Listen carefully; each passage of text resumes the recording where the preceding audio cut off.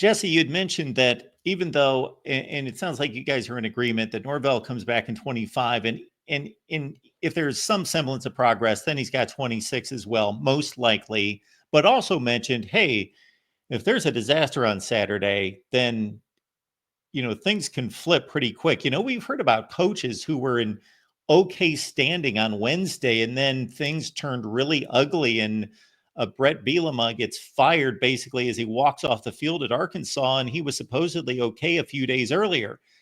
Things can change in a hurry when it's this tenuous. What about the Florida game? Now, they're not expected to win the Florida game. The Gators are playing some decent football, but if they get embarrassed in that game, is that a possible outcome that ends it for him? I would say no, just because this season is already about as bad as it can get. You are 134th of 134 teams in scoring offense. I think that one you're pretty much prepared to take a kick in the face on that one. And it's unfortunate that it's that way. I think Charleston Southern has to be probably the deal breaker there. Like if you were to lose to Charleston Southern and then back that up with an embarrassment against Florida, sure, then I think you have to pull the trigger there. That Charleston Southern team, they're a 1-10 FCS team. They're 120th of 123 teams in scoring offense. They are a different level of terrible. And so I don't think Florida State loses that game. I do think they come out and win. I think they win relatively comfortably. I do worry about the motivation in that game. This will be the Super Bowl for Charleston Southern, regardless of Florida State's record. Florida State has a 130 kick against a 1-10 FCS team. How motivated are they going to be for this? But it's just a different level of athlete. As long as you win that game, I think you're fine there. But the Florida game, I think it is what it is. I mean, if Florida State truly wanted to find the money to get rid of Mike Norvell, I do think they could probably pull some levers and make that happen. But that buyout is huge, and it is an elephant in the room. And I think something that, what George touched on here is where, like, you have the football only facility being built. You have the stadium renovations happening. You have the up in the air with the ACC.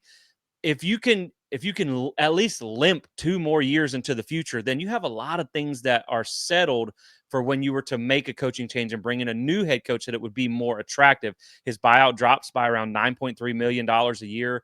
And then you're also going to bring in a lot of staff that you're going to have to pay that if you turn around and fire them after 2025, that's another set of buyouts that you have to pay, and then another set of coaches that you have to bring in. So this is going to really spiral or snowball into a really expensive change.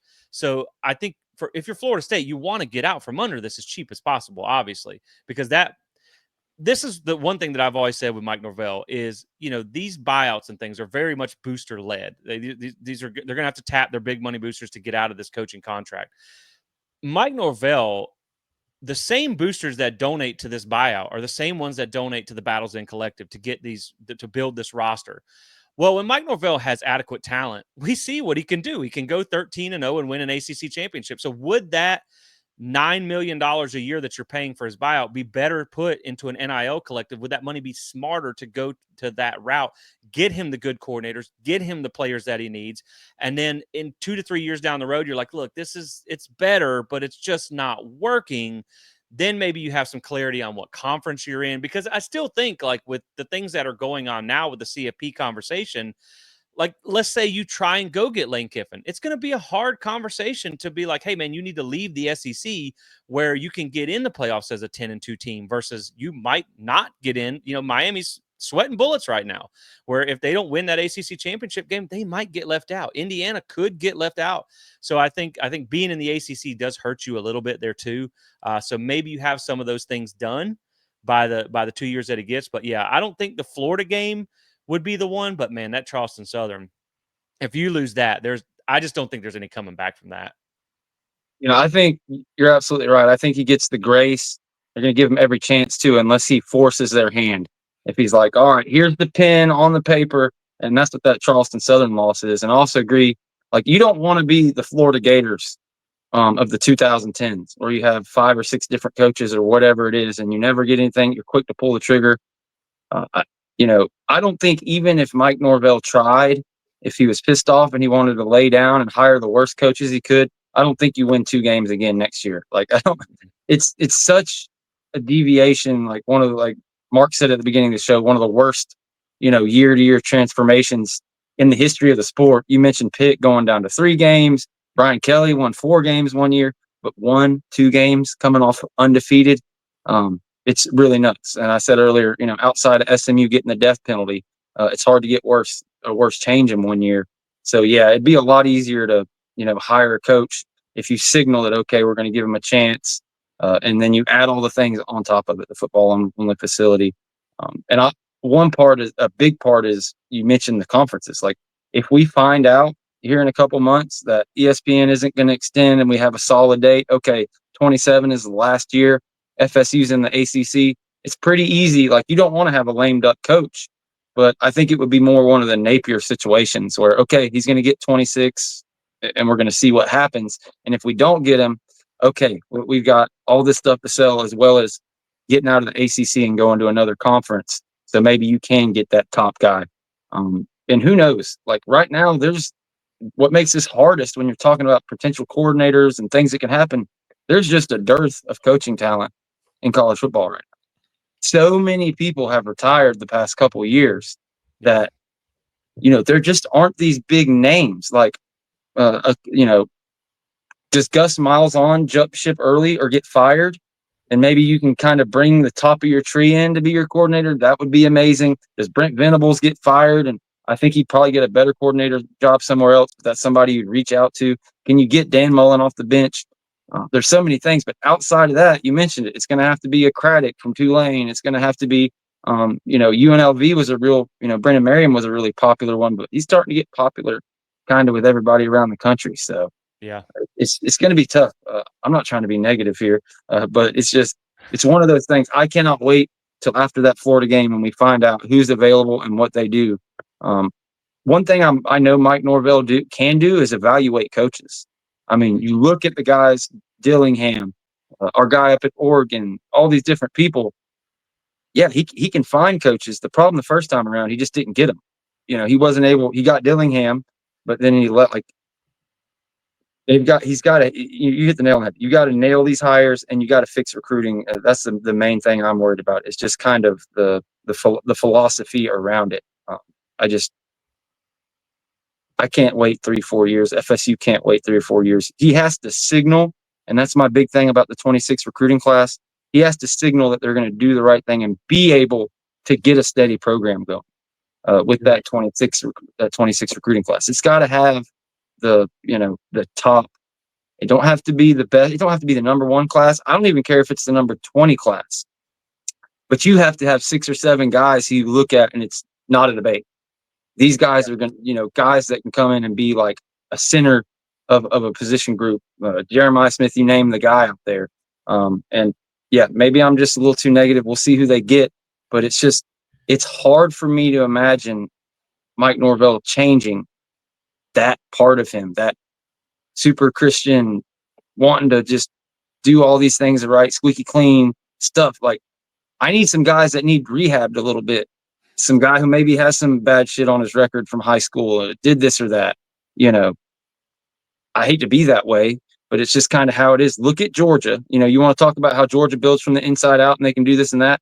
Well, what has happened in Georgia the past 2 years? Are they up to 60 arrests and reckless drivings and assaults and like, it's insane. How many has FSU had? So this is a good thing. We've only had 2 or 3 literally of those incidences in the past couple of years, but at what price? Well, we're not going to turn this into a theology class, but it could be argued that that's a Christian attitude as well, to take those guys in. Yes. You could look at it that way too. Absolutely. Yeah. Appreciate y'all being here at the Voice of College Football. We got George here, of course, from the Renegade Report. We got a special appearance here. We appreciate seeing Jesse here from Plant the Spear. So I'm going to reverse and go in the rearview mirror to the summer. My thought on this football team was, and I listen to these guys. When I say these guys, I'm talking George, James Coleman, Chris Frazier every week. And I watch probably Florida State play 5 to 6 times a year.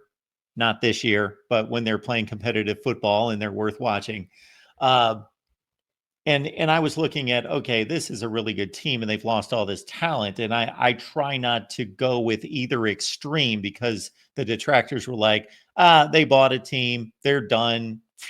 Then the others were, hey, Mike Norvell's arrived. This is a tremendous team. They'll be able to keep it going. I was somewhere in between. I picked them 9-3. Okay, I'm looking at the schedule, looking at the talent, and so forth. Was there anything that should have been a stronger indicator to this not working? Not to this degree. Nobody, as you mentioned off the top, nobody saw this coming, but maybe 6-6, maybe would have seen that, yeah, that team was put together. And when you lose that kind of exceptional top end talent, you're talking having some of the best defensive linemen in the country, wide receiver, running back, quarterback, those four positions in particular, having, top 5 players at their position manning those positions and not replacing those, that we should have expected a larger regression. And then maybe some things that you guys would know better about, being closer to the program, that maybe there were some things within the culture that weren't quite going to be maintained. Yeah, I would say I think I had us going 10-2, at worst like 8-4 this season. I don't think anybody saw it being this bad. The one thing that I did come back to is when you look at that 2023 season, I do feel like Florida State was a playoff caliber team. But you do go back and you look that they faced a lot of either backup quarterbacks, first year starting quarterbacks, freshman quarterbacks. They really didn't face a ton of great offenses. So you almost wondered if there was a little smoke and mirrors to how good that team really was. Now, I think that team was really good, but then you looked at this year, you were going to have a lot of teams that the teams on their schedule got better. And that's one of the things that I worried about was we talked about like I know Cal looks bad now, but I was like, Cal's a better team than probably people think they are compared to some of the other teams on your schedule. Duke is not the Duke of old. You look at just some of the teams on the schedule were probably better than what you faced last year. And so you worried that the schedule alone could have an issue with that. When you brought in the quarterback, obviously DJU was a hotly contested. You either loved it or you hated it. And we thought it was okay at the time. I don't think anyone saw it being that bad. I don't know that I saw it being this bad, but I do think that we don't get the benefit of hindsight now, or we get it now, but we didn't get it then. I think when you look back now, knowing what you know now, that you should have made some coaching changes after 2022. You should not have let this staff hang around because it was not an elite staff to begin with. I think there was some changes that should have been made after that season. I know it's hard to change after 13-0 or 13-1, but I do think the snub and the Orange Bowl following that, it changed some things, especially in your culture. I mean, you saw guys really kind of develop a individualistic mentality in this offseason where it's like, look, these guys are left because they're going to go get theirs. Now I want mine. And that's why you had some Florida State players kind of hold FSU hostage for money. And it really changed things. They said that they had basically the Jets were fired up and everybody was ready to start go recruiting because they knew they were in the playoffs. All of a sudden things changed. They had to try and pivot and get these. There's guys that stayed in Charlotte after the ACC championship because they never expected this to happen. And then there's been some reports that have come out from some major outlets about how the NIL was handled this offseason. Florida State kind of penny pinched on a few guys here and there that you see are now top producers at South Carolina, at Indiana, as far as some offensive and defensive linemen. So I think it's really, I don't think it's one individual thing. I think it's a series of missteps that snowballed into what we're seeing now. But now that you look back, you start to see some of the cracks in the foundation that were already showing up in 23. Like that offensive line was not good. Like they could not run the ball very well. Jordan Travis hid a lot of the pressure in the passing game. But anytime you have a roster that's loaded with NFL talent, it can hide things. And now that you don't have that, I mean, when you look at the roster this year, who scares you? Josh Farmer might be an NFL guy. Probably either this year or next year. AZ Thomas is probably an NFL guy. Other than that, there's really nobody. And so, I mean, just the talent drop off. And I think one thing they looked at in the portal, they looked at logos. They saw, oh, this guy's from Alabama. This guy's from Georgia. It's going to be a hit. Nick Saban thought he was good. They got a little lazy in their evaluations, whereas they were finding guys, Jared Verse was from Albany that they found while they were scouting Syracuse film.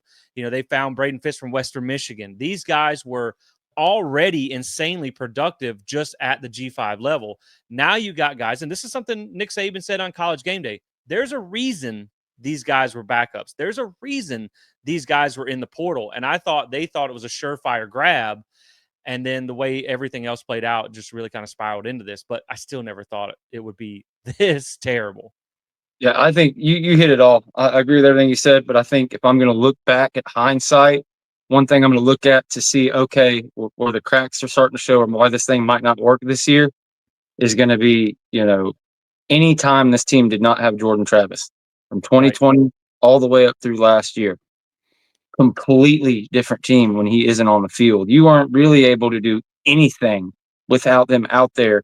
It's why Alex Atkins gone. He, had a press conference and said, hey, I've got to reevaluate my evaluation process. We got to start from scratch and figure out where we went wrong. There was this thought of, okay, we got DJU in. He wasn't my first choice, but I was all right with it.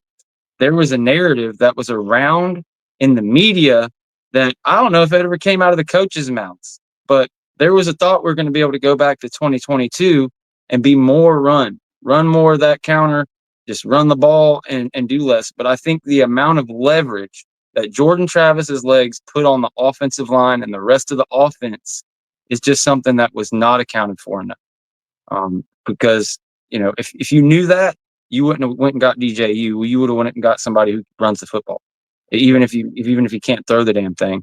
And that's one thing. I know not everybody's super high on the quarterback from Boston College, Thomas Castellanos, but if you can bring the guy in from UNLV, Brendan Marion, and you can get Castellanos in that offense, I think that's one way. Even if you didn't even really change anything. You didn't bring a ton of guys out of the portal. I think you can win 5 or 6 games with that offense and that quarterback, just with those 2 changes. So I think maybe that was it, the overconfidence, not going and getting certain guys out of the portal, getting all these guys that projected forward. That was a big mistake. People seem to think Thomas Castellanos, they're mad because he quit on the team and he's not this and not that. But it's the same coach that told Jalen Milroe like 2 years ago to move to wide receiver. So none of us knows what happens in that locker room. So maybe Thomas Castellanos was just against the wall, like, being told to put a square peg in a round hole all year, and he's justified. We don't know, but I do know with his legs that they'd be able to do some things. But yeah, I was wrong. I thought we've got 13,000 snaps better. We have saw the offensive line get better from 21 to 22, or 20 to 21 to 22. And then there was a bit of a step back somewhat in 23, but we were injured. We had all these things going on. That was the biggest thing in hindsight. Like, without Jordan Travis in the ball game, you weren't able to run the ball, really do much of anything. So yeah, that's the big one. And that comes up, this is gonna be the next thing we talk about. They got to get a quarterback in here. That's like the most important thing to start this thing, whether it be portal or high school. They've got to get a quarterback in here that can move the needle, get people excited to play with them. You look at Florida and what they got with Lagway. Lagway saved Napier's job. I mean, and now all of a sudden he keeps his job. He's only 500, but look at his recruiting class because he's able to pick all the best players off of our list on top of what he already has. And it is what it is.